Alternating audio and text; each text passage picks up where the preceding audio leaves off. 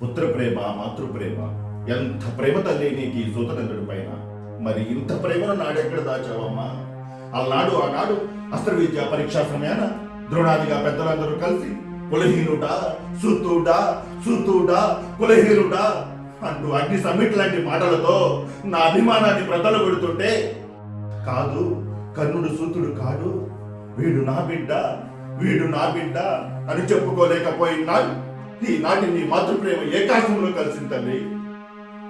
ఏమమ్మా, ధర్ముడికి యుధిష్ఠుని కన్నావు, పవనుడికి భీముని పొందావు, ఇంద్రుడికి అర్జును మోసావు.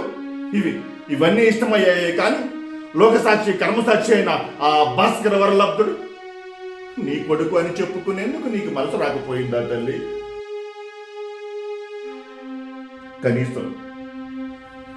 కనీసం ఎవరో దిక్కులేని బిడ్డ నాకు దొరికాడని మీ పెద్దలకు చెప్పి నీ స్తన్యం ఇచ్చి లాలించి ఉంటే నా బ్రతికిలా నక్కల బిగిన కలేవరం అయి ఉండేదా అమ్మా?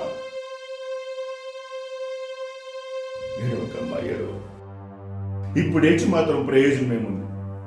జరగాల్సిందేదో జరిగిపోయి. నిజంగా నాకు ఎంతో ఆనందంగా ఉందమ్మా.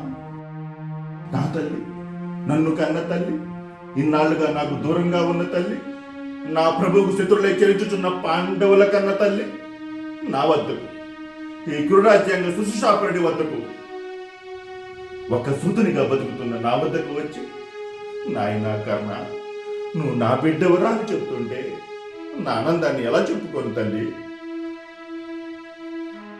ఇక నా వంశాన్ని గాని నా ఉన్నతాన్ని గాని ఎవ్వరూ గుర్తించనక్కర్లేదు. సమస్త ధరాచక్రం ఏకమై, కర్ణ నువ్వు సూతుడివురా నేనేమీ బాధపడినమ్మా. అదేమమ్మా, చిన్న ఒళ్ళు చిందించాల్సిన ఈ సమయంలో ఆ విషాద ఛాయలేమిటమ్మా? ఏం కావాలో కోరుకో తల్లి. నీలాల నింగులో నక్షత్రం చూసి మాల చేసి ఇవ్వనా? నటరాజులో నడే బాలచంద్రుని నీ పాదాల ముందు దింపనా? లేక నీకే గది పట్టించిన ఆ యముని పడగొట్టి మా పినతండ్రి శ్రీ పాండురాజుల వారిని తిరిగి కొని తెమ్మంటావా? ఏం కావాలో కోరుకో తల్లి.